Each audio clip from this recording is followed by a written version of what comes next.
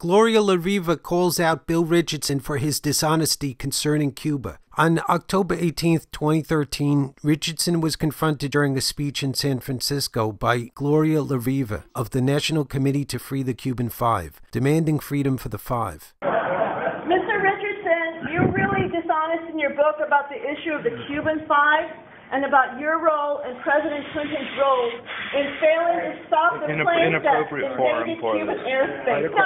I was hoping we could talk this verbally. Right. You know that the FIve had nothing to do with the Cuban plane shoot down, and 5 men in the U.S. are in prison in the United States. The Cuban FIve should be freed, and you should be negotiating with Obama and telling him to free the Cuban FIve. Honestly, if you're the one who went to Cuba and you promised Fidel Castro personally that the plane would not be invading Cuban airspace anymore, and you deny that. What she's talking about is the fact that the United States has subjected Cuba to decades of terrorism and harassment. Part of that was allowing planes to fly from the U.S. to Cuba to perpetrate crimes. Richardson had promised Castro that those flights would stop, but they continued. The agenda is to continue aiding and abetting acts of terrorism against Cuba. And mainstream media serves that agenda by keeping the American people in the dark about the facts concerning the Cuban FIve. Listen how hostile this host is to a professor who tries to give the context about the media suppression with regard to the case of the Cuban FIve. Professor Kimber, tell us first of all what you think is misunderstood about the prosecution of the Cuban FIve.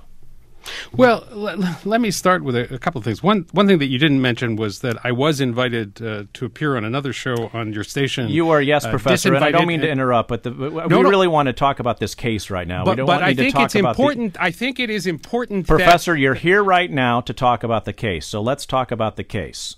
Respectfully, the decision was made to make this a news program to talk about the case of the Cuban FIve 15 years after the fact, and that's what we would like to talk about. I'm happy to talk about the case. I would appreciate the opportunity, though, to put it into some sort of context. We've given you plenty of opportunity to put the case in context. That's what we're here to discuss.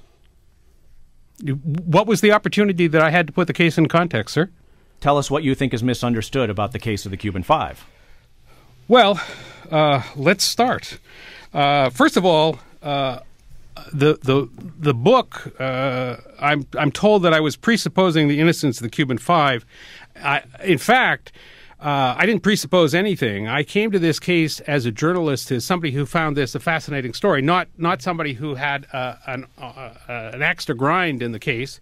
What I want people to know is that the discourse in this country is more tightly controlled than I think many people realize. And there are different ways that that control is imposed, where it's selection of guests, the limiting of scope of topics, the way things are framed, the way things are omitted. It's an absolute disgrace that the United States is illegally using part of Cuba as a torture chamber prison camp. To actually have a base on Cuba itself. That's pretty obnoxious. To use someone else's country like that, illegally? With all the talk about Guantanamo, more people should have been talking about the fact that the United States shouldn't even have that base in Cuba. And you should know that the Cuban FIve were arrested because they were spying on terrorists who were targeting Cuba. When Cuba informed the FBI of what the terrorist plot was, they arrested the Cuban FIve instead of the US-backed terrorists. When people are greedy, they're capable of very ugly, vicious acts. We need to use this platform to get that message out. How often does the media have a guest on that explains facts like they've been imposing a decades-long embargo against Cuba because Cuba dares to be independent from U.S. power? You can see this video where I interviewed Chomsky where he explains that. Many people don't understand how mainstream media behaves and how much selection and omission takes place before things reach the airways. We shouldn't have to put up with powerful people abusing our system and violating people in other countries. What they've done to the Cuban FIve, or at this point the Cuban Four, is a disgrace. And mainstream media plays along by suppressing as much as they can get away with and downplaying and misdirecting from the crimes of U.S. foreign policy. I still think we can use this platform to expose issues like mistreatment of the Cuban FIve. One of them has been released. It's time to get them all released. Think about that as a tangible goal. Think about all the men being released who have been unjustly charged because they dared to try to defend Cuba against the U.S.'s aggressive policy of targeting it for terrorism, of aiding and abetting terrorist attacks against Cuba. That's how hypocritical the people are that control the policy of the United States.